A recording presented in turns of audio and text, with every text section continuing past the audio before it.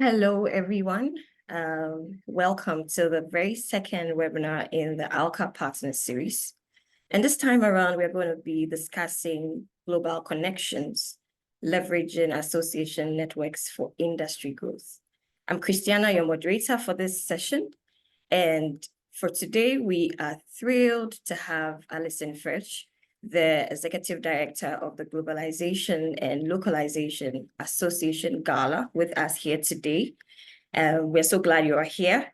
And then we have Johan Botha, the board member for ALCA, also in the house to aid in the discussion.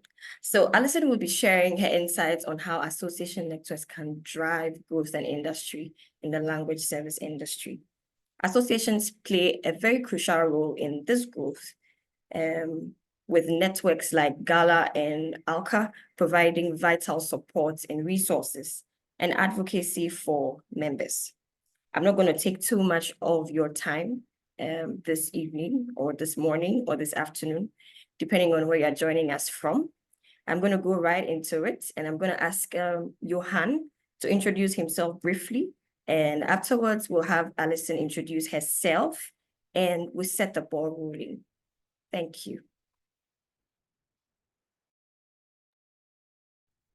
Thank you, Christiana. I am Johan Botha. I'm from South Africa here in Cape Town. And I've been in the industry now almost 20 years. Feels very old, but I've still got a little bit of kick left in me. I'm from a LSP, old LSP in Cape Town. And I'm one of the co-founders of ALCA that was registered in August now. It felt like many years of all of the thousands of paperworks and things to get it actually up and running, but it is now up and running. So we're very excited to get things on board. And yes, I'm looking forward to working with GALA on getting things going for the association and working together, just finding sort of a rhythm between the African side of things and the GALA side of things, a bit more global side of things.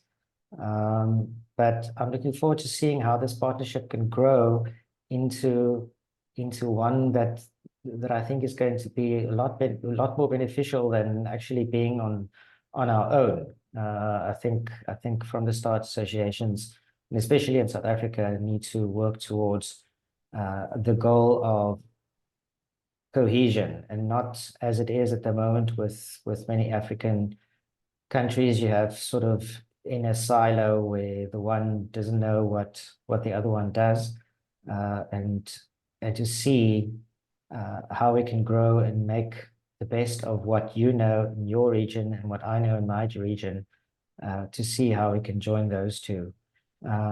So it's very nice for me and good for me to have GALA on board. I know Allison and GALA very well over the years, and it's great for me that we actually partner with GALA to see how we can learn from you. And how what we can do is strengthening what GALA is doing for Africa and on African soil. So welcome, Allison. Thanks, Johan, and thanks, Christiana. It's cool to be here today, and I was delighted when Johan told me that the association was finally launching, and I know it can be a lot of paperwork and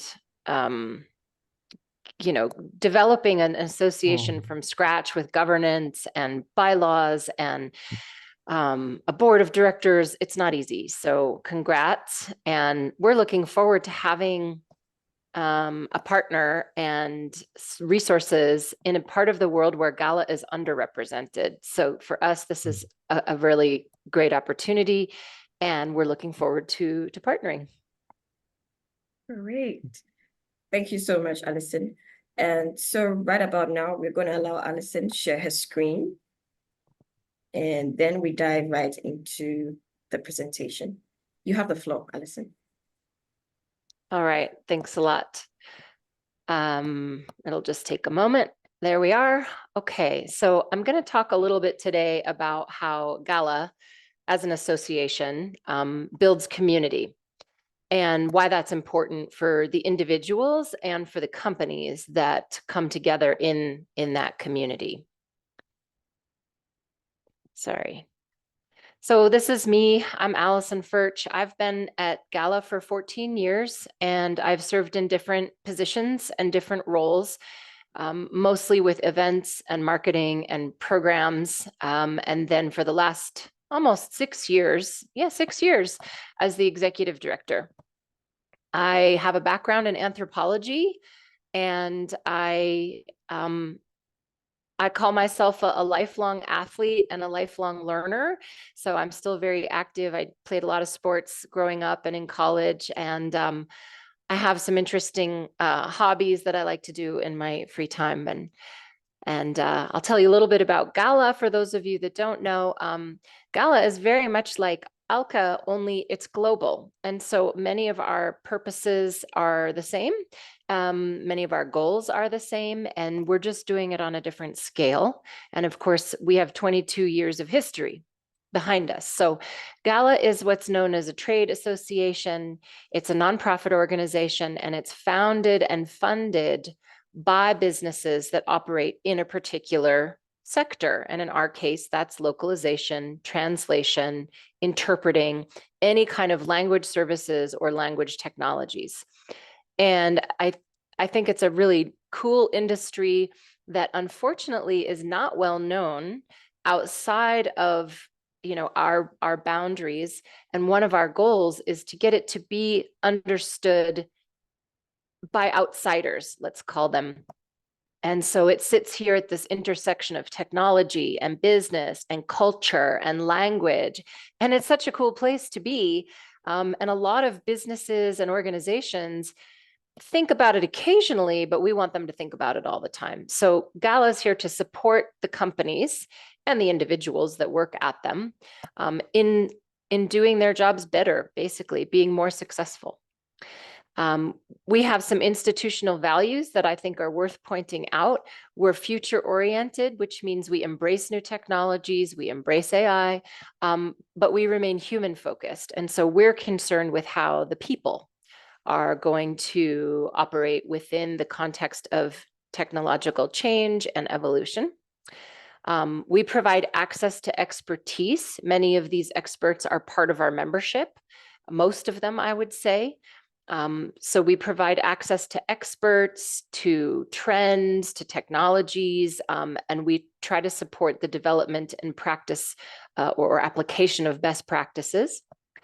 I would say most important, GALA is a community, and we'll talk about this. This is what is, to me, most important about being a part of an association. It's a professional community. It's also a platform where all the members of this community can come together and learn.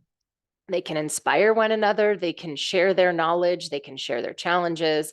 And our overall purpose is to support the growth and the development of individuals and professionals within this global language industry. I'll tell you briefly about our members. We've got about 400 members. They're companies or organizations. Most of them come from the language, the vendor side, language services companies or language technology companies. There are about 22% that are universities. We'll talk about that in a minute.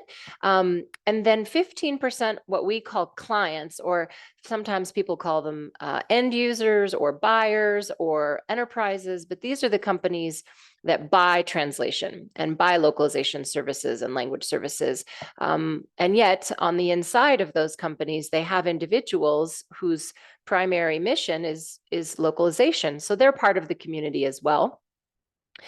This is a tiny chart. It's a bit of a mess, but what's notable is that we have a very tiny representation of members in Africa, and that would be Johan's company and probably Sharon's company, which she sold to RWS. So I'm not sure we can count that anymore.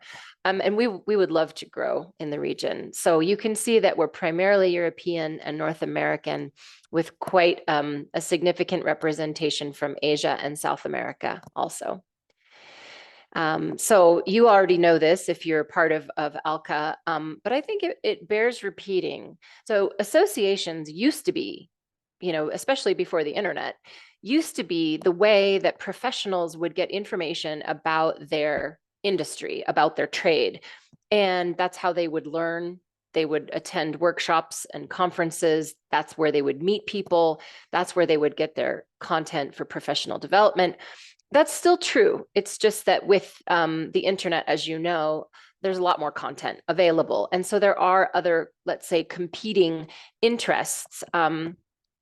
But still, belonging is really important, and belonging to an association where you're surrounded by peers that are facing similar challenges and facing the same kinds of tough decisions and practical matters. It's great to have that sense of belonging and to have a community where you can turn and you can ask people questions, or sometimes even partner on solutions. So I think it facilitates growth, both of the individual and then also of the company. It absolutely facilitates building a network. And Johan and I are like proof of that, right? We live tens of thousands of miles apart, and we would never have known each other. But here we've developed this great professional relationship and friendship over, I don't know, it's probably been 10 years or something. So you absolutely build a network when you belong to an association and participate in the programs. And then the other advantage I would say of being part of an association is that you elevate your visibility as an individual and as a company. So through publishing or presenting or giving a talk or attending a networking event or participating in a special interest group, you're seen and you're known by more people, and that can be useful for you professionally, and then of course for your company as well, when you're able to share some thought leadership or experiences or share your knowledge. So for a couple of minutes, I'll talk about some of the programs that we do at GALA that facilitate community building and building a global network. I would say one of the best ways that we do this is through our special interest groups. And these, we call them SIGs. And these are essentially, you could call them committees, but they're groups of people that are interested in the same topic, and they come together. We have virtual meetings monthly, sometimes every other month, and in some cases quarterly, where they talk about that topic. And there are usually some deliverables that come out of these special interest groups so that GALA can contribute to the institutional knowledge, can share that knowledge with people that don't participate. And here on the screen, you'll see just a few examples of some SIGs that we have. So audiovisual localization, inclusive language and terminology, clients only. We have a student global talent special interest group as well. And these are just tiny, these are micro communities, but they allow you to engage with others around the world on something that you're all interested in. One of GALA's, well, it is the marquee program. It's our most popular program, and our biggest program is our annual conference. We just held it, as you can see in the photo, in Valencia, Spain, in April, and we had 515 delegates from 56 countries. So that right there tells you how global and how connected this industry is. We create a lot of opportunities for you to meet new people. We do speed networking, which is a little bit like if you've ever heard of speed dating. It's similar to that. You're going to meet a lot of people, make introductions, exchange business cards, figure out if you want to follow up with them later. We do a lot of things that facilitate peer-to-peer communication, networking, learning. It's also a lot of fun, and I think that's one of the reasons people come. We do networking events at other industry shows. So for example, Localization World or TECOM, which is held in Germany in November usually. And sometimes if we know there's going to be a critical mass of industry people, we will have like an add-on event, and the sole purpose is for networking, just for talking, for meeting people, for sharing knowledge, information, challenges. We have another program, I don't have a slide for it, but that we're launching this year called GALA Roadshow. And basically what that is small, local, sort of half day, or maybe not even that long, events where people from a city can come together. They'll recruit somebody to talk about something. They'll have some food and beverage and some networking time, and it's a way to foster that sense of community locally. And so we're looking at cities where we have, again, like a critical mass of localization professionals, and members, yes, but also non-members. We welcome non-members to a lot of our events. Since Christiana was talking also about, the way that these global networks can support industry development, that's one of the 3 pillars at GALA, is industry development. And we want to do good things that support everybody in the industry, not only our members. And that takes many forms. We've worked with standards, and kind of pre-standards initiatives. We do industry PR when we can, to try to talk to the outside world, as I was mentioning earlier. We have something that we call the Global Talent Initiative, and that is addressing how students are needing to prepare differently for the workforce. Programs that were developed 20 years ago may no longer be preparing them adequately. So we talk about the gap in their education. And this program I'm showing you here is the Rising Star Scholarship. And that is, it awards free registration and travel to our annual conference to two people from the academic side, to try to get them more engaged with the active professional community. I mentioned the Student Global Talent Committee. I want to mention that GALA has free membership for universities. So if there's a university that is teaching anything related to translation, interpreting, localization, project management, you name it, they can have a free GALA membership, and that extends to all the teachers, all of the students. And so we try to tap into that micro community and get their input and feedback about what they need and what's important for them to build their sense of community and to prepare them to enter the professional workforce. That's it for my presentation. I'll just say a couple more things about GALA. You don't have to join GALA to follow us and to know what's going on. You can join our mailing list. You can do that on the website. You can see the URL here below.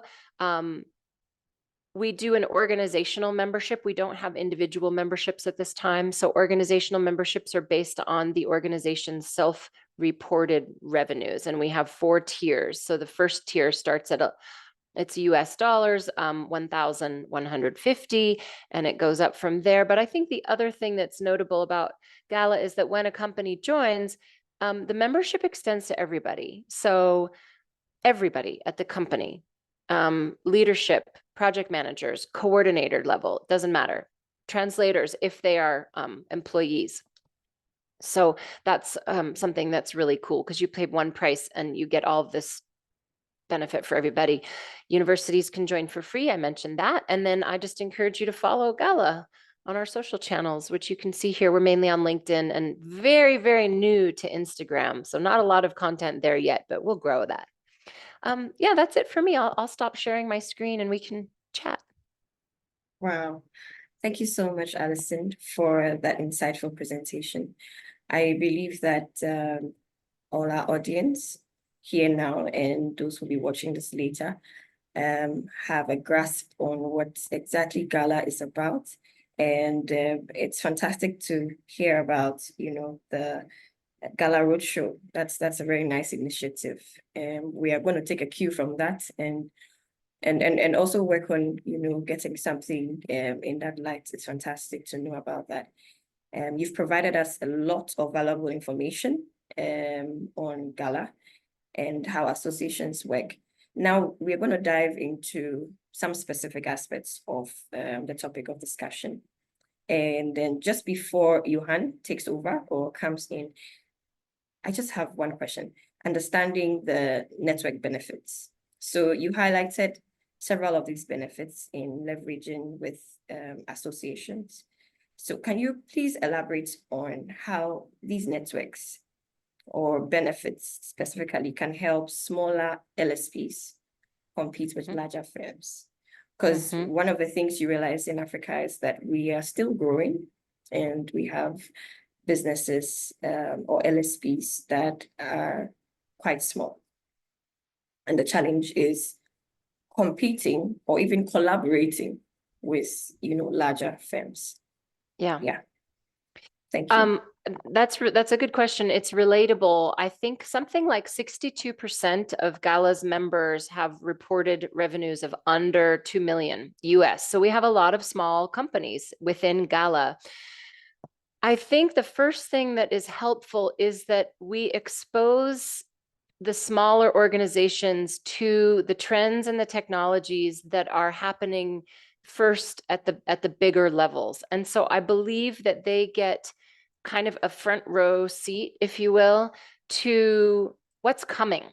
And sometimes it may be a little while before they can afford some technology or they make the changes to their I'm just thinking about like the project management processes or something like this, but they're exposed to the trends and the kind of the bleeding edge or cutting edge, and they're learning from companies that are already doing it. And so there does have to be a little translation in thinking, okay, I don't have the same kind of budget. How can I take elements of what they're doing and incorporate them now to help us grow? So that's one way. I think the other way is that we've seen companies, smaller companies, collaborate together. So for example, if there's a need for a language pair and this company doesn't do it, but they have in their network another smaller agency that does do that, they will sometimes partner to do that, and in that way can compete. It's really apples and oranges, isn't it? It's really not a fair comparison to compare like RWS with Folio. But everybody has their advantages and everything is fit for purpose. So I think the other thing is that they learn how to market themselves and talk about their competitive advantages by talking with one another. And that's useful when they're in different markets, right? So if Johan's talking to somebody who does Eastern European languages, there's no threat there. I'll stop there. I think those are just a couple of ways that it can be helpful. I think just in addition to Christiana's question, I think because you have that, and I know GALA might have that as well when trying to recruit people. Something that I get asked quite a lot, and I think we've been asked during our recruitment process quite a lot, is companies who are hesitant to join because they believe they'll lose their competitive edge, or other companies will sort of steal their secrets. And I know, well, many people feel like that. So what do you say to those companies who have that real fear and say, listen, we'll rather not lose our competitive edge.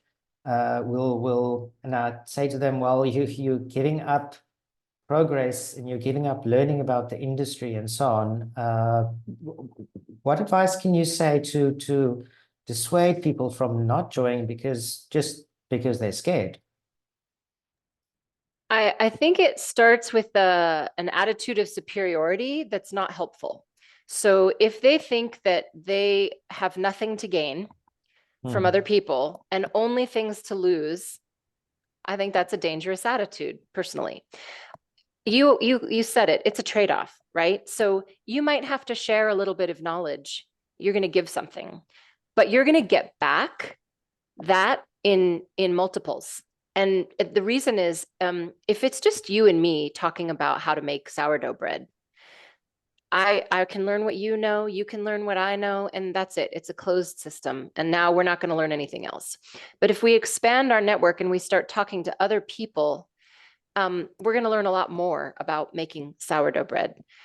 Now, maybe that's not an apt comparison because that's not a competitive activity, I don't think.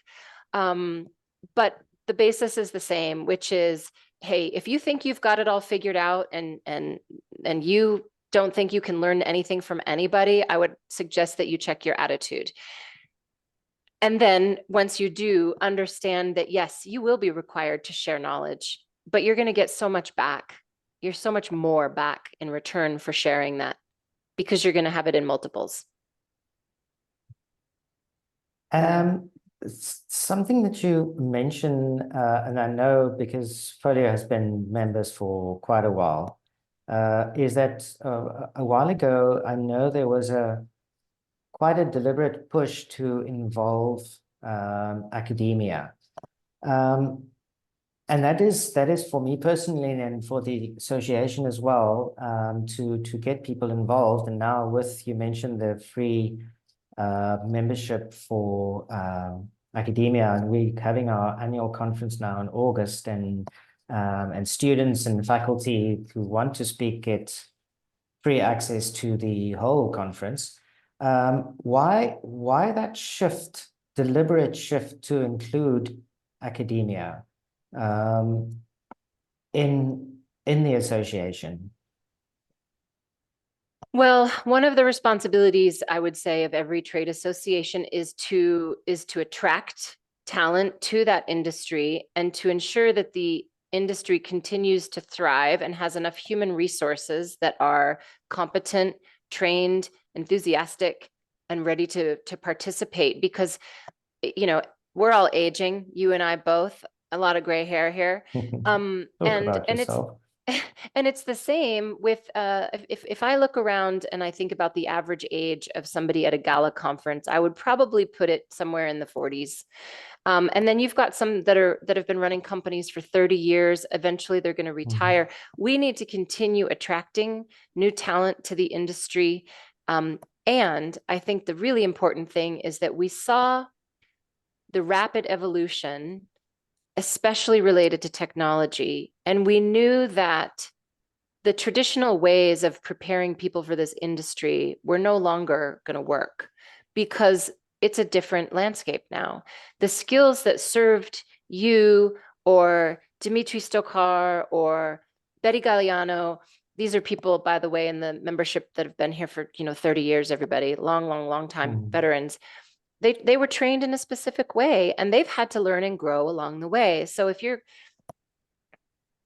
trying to build and grow the industry and make sure there's, the expression like fresh blood coming in, then we need to make sure that they're properly trained and that they know they're going in eyes wide open to what is a very rapidly changing industry. So even what people learned 5 years ago is different now. And when you're in a space that's changing so quickly, I think it makes sense to involve the people that are training the professionals. And that's our goal, is to make a connection between the industry, the professionals that are already here, and the academics that are both teaching and learning the business. They need to be connected so that they're teaching and learning the right things and preparing their students in the right ways so that they go out and get jobs and are successful. That was a long answer, sorry. And a very good one. I like the fact that you talk about the need to continue to attract new talent into the industry. I would like to ask something on navigating, challenges globally. So with the advent of technological trends and, changes in regulations, how do you think the associations like GALA and ALCA can come together and help members stay afloat in these changing times? Yeah. I think it can be difficult when you're an organization like ALCA, which is representing an entire continent, which is really diverse. It's almost analogous to what GALA is doing, where we're representing the globe, because industry associations that are national, for example, doing advocacy and legislative work and talking to regulators and legislators about laws and policies that impact them, that's easy because they're operating in country and they talk to those legislators. When you've got a much broader community that's diverse, you have to take it back several steps. And so what we focus on are things like, let's take, for example, AI and ethics. Okay, we're talking about this a lot nowadays, and people want to make sure that they address problems with bias in large language models, and that they address problems with privacy, data privacy.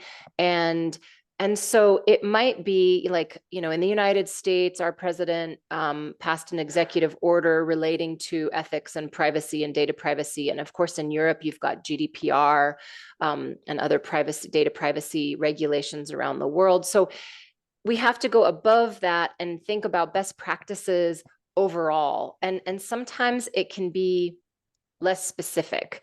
But what we try to do is think about the foundations and talk about those foundational elements, and then allow like regional or local people to do what needs to be done within their own regulated market.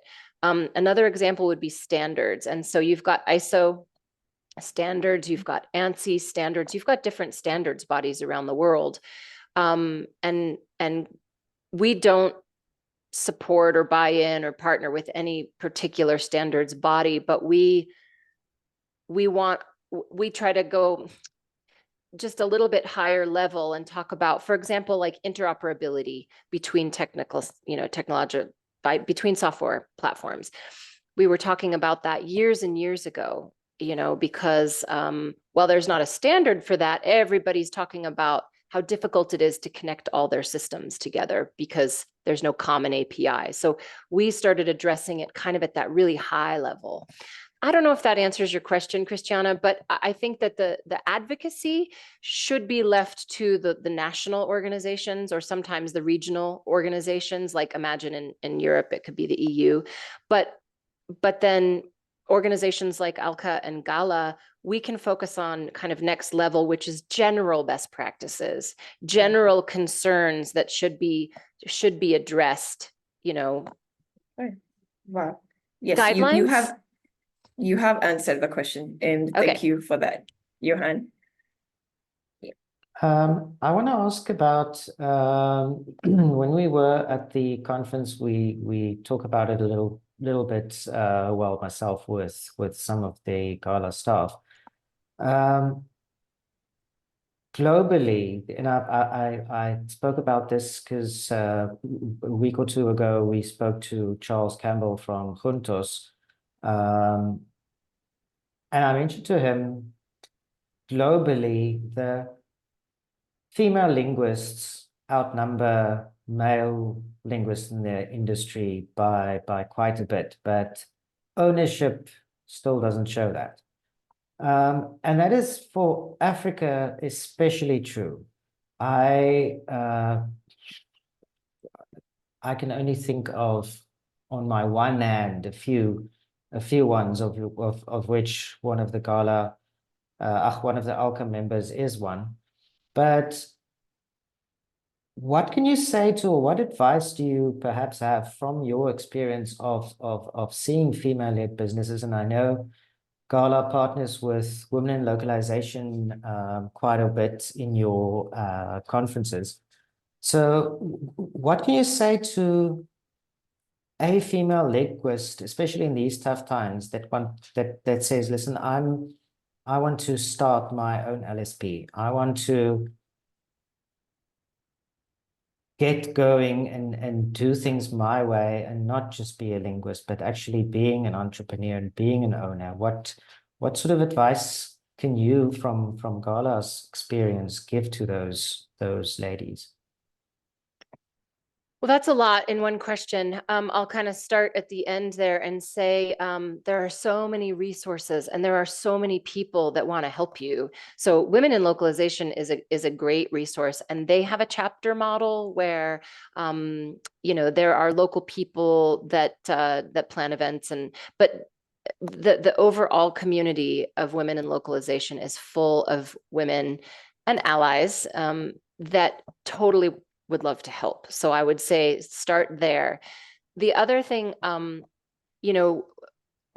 it's not it's like a poorly kept secret that I think that GALA is pro-woman and pro-feminist, because we happen to have an all-female staff. So it's not written down anywhere. It's not stated. It's not part of our values other than equality.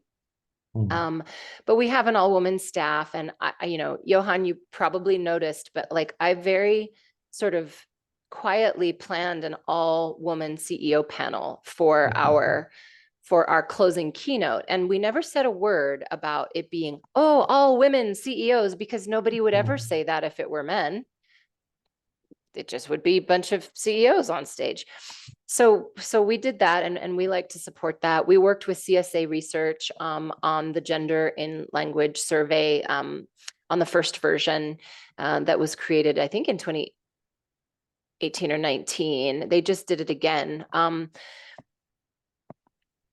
Look, women are still a marginalized community, and we still have to fight for what we want and deserve and have a right to. And so I would just say, don't let anything stop you, and know that there's a lot of other women in this industry who are ready to help you and support you.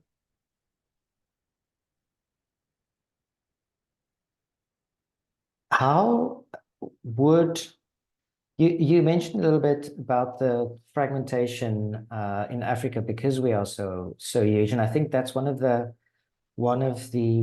aims of the association is to actually get the East and the West and the so on together, because they are a little bit in a silo. How does GALA marry sort of those regions, the global regions? For instance, some of them in Asia will have a vastly different experience of the industry and of technology and so on.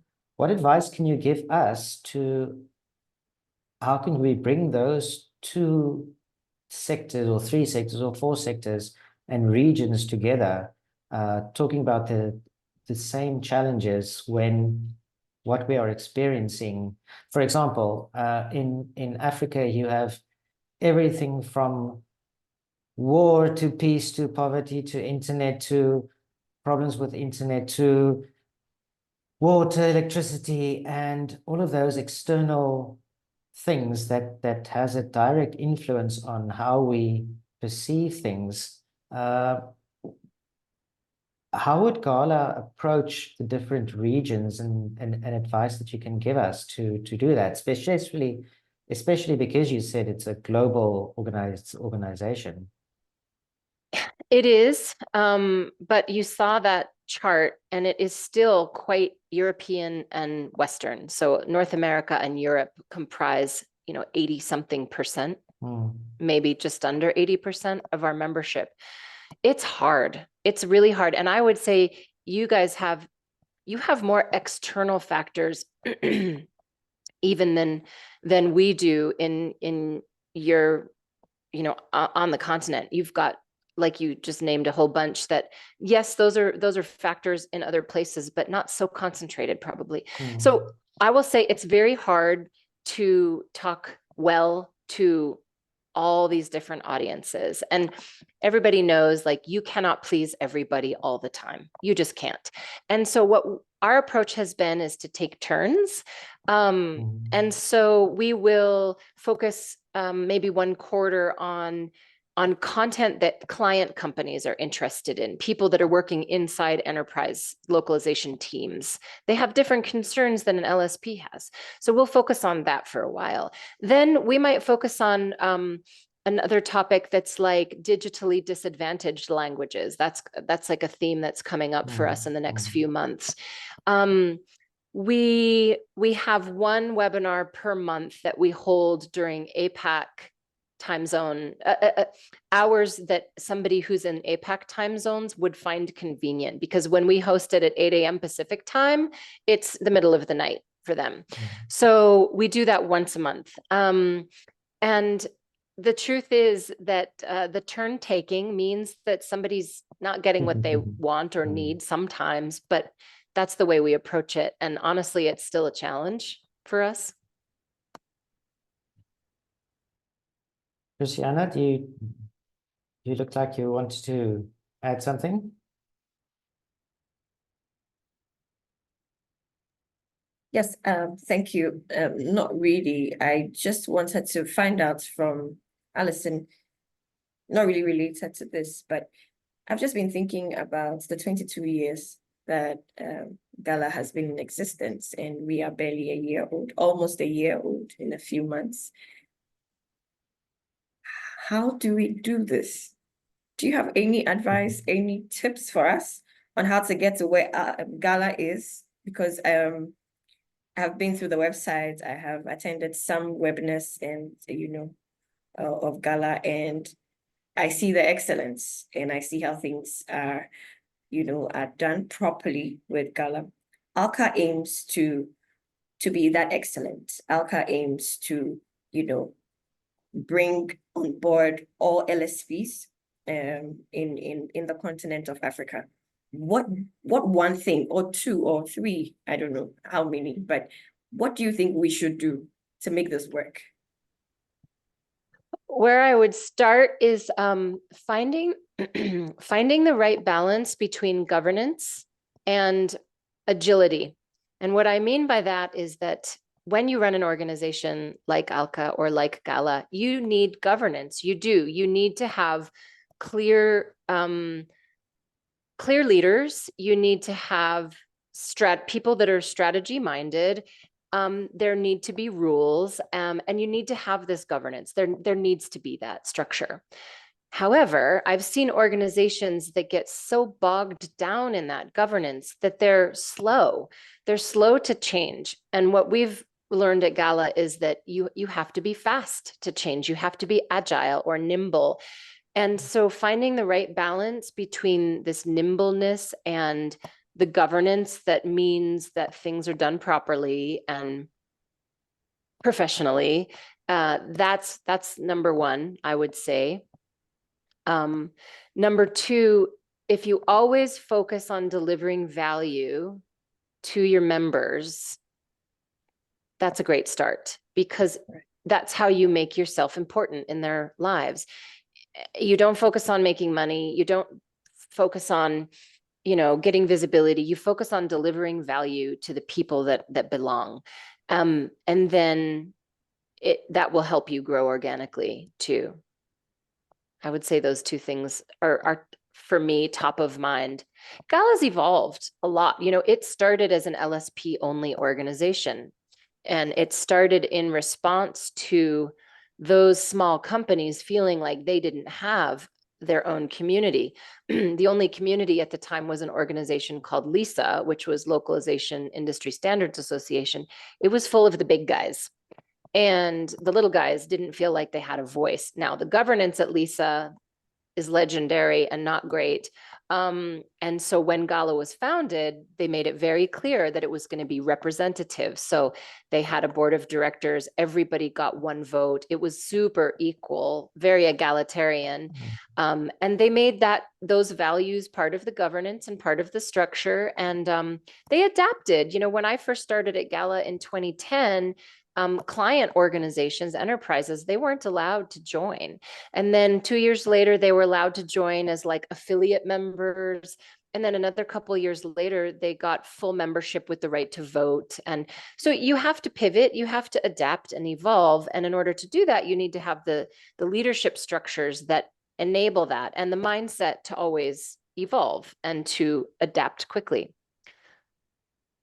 Fantastic. That is great. Thank you. I have taken all those points, and you see us grow. Yeah.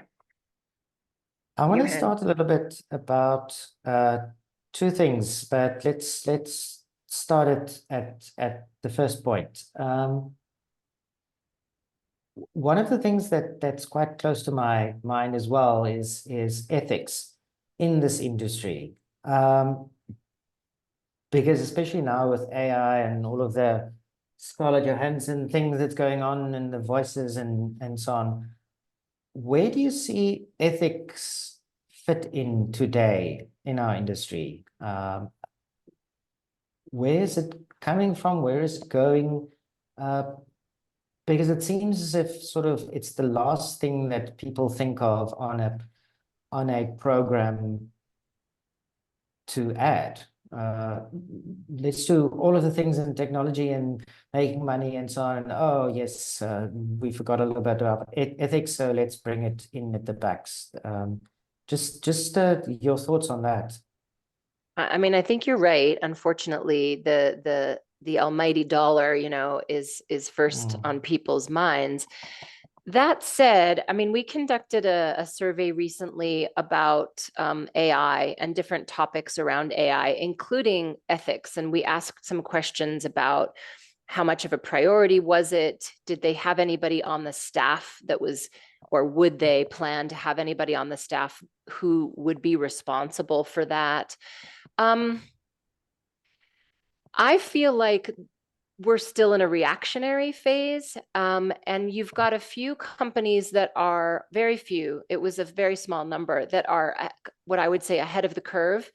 And I think that we're still reacting because, especially with AI and the newness of the technology, people are still discovering all of the impacts, right? Like, I mean, who would think that, Scarlett Johansson or Morgan Freeman or somebody else could basically, have their voice ripped off? Like, who would ever think that? Yeah. So we're still in reaction mode. I have faith in the people and the professionals in this industry that they want to do the right thing and they want to support that. I think that there is a lot of evidence, there's a lot of companies that have the ISO, security and privacy certifications. Data privacy has always been a big deal in this industry because when you're sharing, intellectual property back and forth over, over files and internet, and that was always something that was of concern. I think the topic of where translators fit in and what their rights are in terms of, copyright and intellectual property rights, like this has always been like something that the industry has been mindful of.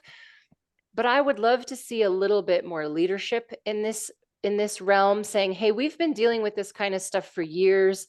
Let us share with you some best practices around, I'll give you an example. Like we were having a GALA Academy last week, and Isabella, our content strategist, noticed that somebody in the audience had brought a chat bot, right? Like they had which was doing, I think, transcription and possibly summarizing. Well, that brought up a question for GALA, which is, well, hang on a minute. This is our intellectual property and you had to pay to be in this class. So what are you going to do with that data? And did you just put all of that into a public service that's now been, all of this has been ingested by some cloud service that we know nothing about? So now we have to react to that and we have to say, okay, are we going to have a policy? So I think it's still very reactionary. I mentioned a little bit about our annual conference, the first annual conference that's in August, and I know a lot of people, or generally more people, watch the ALCA recordings than actually attending it. But I know one of the GALA conferences. Am I right, Allison? There was one virtual conference? Two.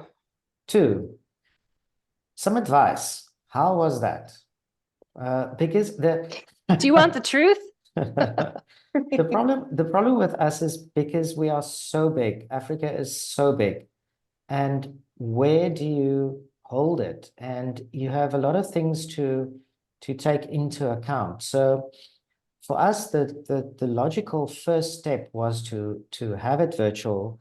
And I think so far I've spoken to a lot of people, it seems to be the correct thing to do. So advice or pitfalls that you see that you had can you advise us to not have? Okay. So a couple of things come to mind. It's been a little while. We did it during COVID. Yes. So two things come to mind, three maybe. First is that the selection of the platform is really important because you want a platform that meets the needs and wishes of your audience. And so in the case of GALA, they all still want to talk and network. And so we needed to have a platform that, yes, was like this, where you have a talking head and somebody delivers content and knowledge to you. That's great. And we needed to have that element where somebody could go sit in a virtual room and have conversations. So the selection of the platform is important. The next thing that I would say is do scenario planning for like what could go wrong and have a backup plan. So we had, and you need to have redundancies in your people too, the people that are in the background running things, because if somebody's internet goes down or the power goes off, the whole thing could die. So redundancies are important, and some scenario plans about what will we do if this speaker can't log in, or what will we do if somebody's internet goes out, or whatever. You have to have a plan. So scenario planning. And then finally, I think this is really more like number one, but give these people a way to meet each other. Don't only present content and knowledge and learning, but provide an opportunity for them to do some talking, whether that's, roundtable discussions in rooms or just social time. I'm Allison. I live in Colorado. I like to swim, blah, blah. I run a company that, give them time for that too. And finally, like I said, it's been a while. Christiana, I'll find you some notes, okay? I'll share them with you afterwards. Right. Build in breaks, because as we all know, like sitting at a computer paying attention for a long time is hard. So build in some breaks where a person could, go to the bathroom, have lunch, take a break, do their work, check their email. I don't know. And then perhaps we can, unless Christiana, we can close on that. I want to Yes. ask, where is this industry going, Allison? Are we going to be taken over by AI? Are we out of a job soon? What is your experience? You're keeping your ear on the ground. Will we No, be not here? Yeah. not soon, not soon. It's absolutely going to change. I think because AI and like specifically ChatGPT became part of everybody's vocabulary last year, maybe even the previous year. It's now common vocabulary. And like we just shared, I think it was in a Slater article, like the CEO from Reddit was acting like he knew what LLMs were and machine translation. And, like he probably doesn't have a clue yet, but he will. And a lot of other companies like that are now they start by thinking it's really easy and that they're just going to, plug something in and pay a service, but they're going to discover that it is not easy and that they need people. And so I don't think this industry is going away. I think that there's a lot of growth ahead of it, because remember at the beginning, I was talking about how we're sort of this niche and everybody on the inside knows what we do and why we do it. People on the outside, they're beginning to understand that. And so I would say with language being an element of accessibility, now, I don't know about you guys, but accessibility and inclusion are important topics in corporations, in the corporate world. So when they talk about accessibility and inclusion, they need to include language in that. And so I believe that this is becoming more of everybody's landscape, business landscape, than it ever was before. And like I said, they're going to start out by thinking it's easy, I could tell you stories, but that it's just so simple, but it's not. And this is where these people are experts. You've been doing it for 20 years. You know everything that can go wrong. You've done it all, and you have knowledge now that these people don't have and they need. So I don't think it's going anywhere. I do think that some of the roles are going to change, especially for linguists, but less so for kind of the liaisons, you know, to the clients. And there will be more consulting, more cultural consulting, more consulting about which languages are most important to your company and why, things of that nature. Right. I'm optimistic myself, but it's changing and it's scary and people are And I think, wrestling with well, that. I think if you're freaking out, an association is probably a good place to go to Totally. get some advice and reassurance.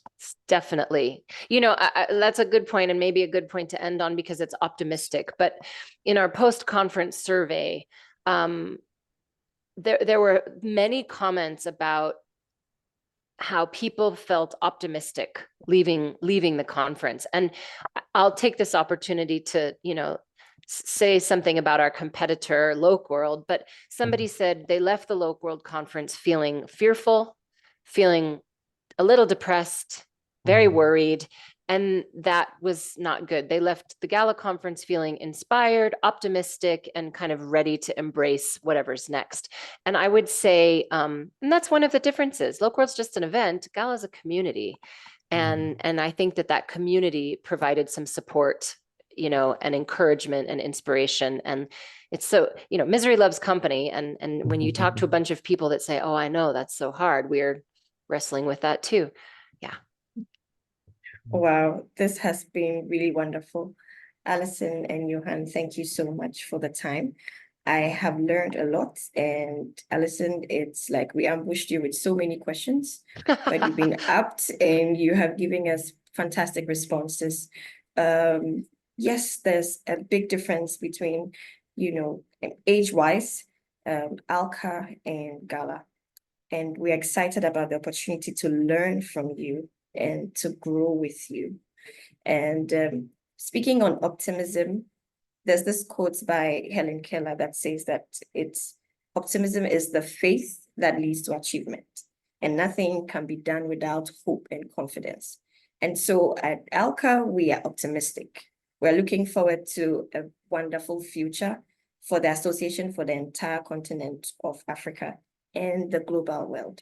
Thank you once again. And Thank this you. conversation It's been should fun. not, yes, this conversation should not end here. I will be looking forward to receiving the notes from you so that, you know, ALCA can prepare for a wonderful conference. ALCA is having a conference in August from the 28th to the 29th. It's going to be a virtual meeting. Please see posts on our social media and website for more information. I'm going to be signing out now. Thank you so much, Johan. Thank you, Allison. Thank you, Kenneth. You've been wonderful. You've stayed throughout, and we are so glad you could make it. It's super interesting. It's been. I'm a freelancer. I'm not an LSP, so I'm not a member of GALA.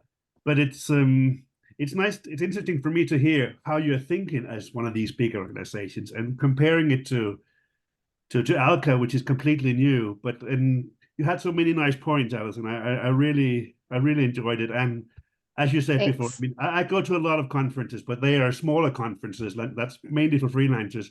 But I'm never more optimistic than after I leave a conference. Everybody is always willing to help each other. And if you have some fears about AI and stuff, there's always someone who has thought more about it and knows more about it than you.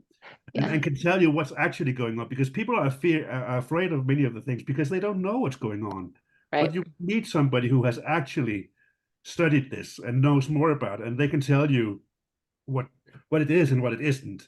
And the people who go to these conferences, they are also the most extrovert people usually, of course, in the business.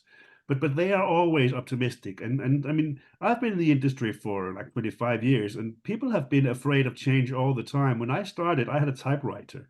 I mean, things are changing. And when I started studying languages, people asked me, why do you want to study languages? In 2 years, it will just be a push of a button, and there will not be no point. but there's more need for translation than ever. So much more Things have content always now. been changing, so Yeah. I'm very optimistic about our future. We need to adapt. The Yeah. people who should be afraid are the ones who are afraid to adapt. You're totally right. Yeah. And Yeah. there's so much content now. There's going to be Exactly, more and more more and content. more. Yeah. And especially if, I mean, I'm Danish, smaller languages. A lot of people who are using AI and all these things, they are entering into, and that would go for the African markets as well, I guess. These languages that no one touched before because there was no market for it. Now they can do a lot of it quite cheap and then just pay a little money. So they pay the same amount of money because the main translation is done cheaper. But then they can put the money and pay people from smaller languages or markets where they haven't been before, and in that way the volume of words will grow. And I've been to a few of the conferences in Africa, and one of the issues, I'm sorry I'm rambling now, but it is that when I'm talking to Adi from Bolingo, for instance, one of the main issues for Africa is that you don't have a lot of written content. So if you're a translator, when I'm translating, if I need to find out what is something called, I find it on the web. But if your language is Twi or something, you can't find something. So you have to invent yourself. But with AI and everything, and with more and more languages being supported, there will be more written content, and that will benefit everything. That's kind of where I wanted to go with all this. Right. Thank you so much, Kenneth. That was really insightful. We should have engaged you earlier in the conversation. Yeah. But I'm sure at another time we would have more opportunity to continue conversations like this. So we are signing out. Thank you once again, everyone. Have a lovely weekend and see you soon. Thank you. Bye-bye.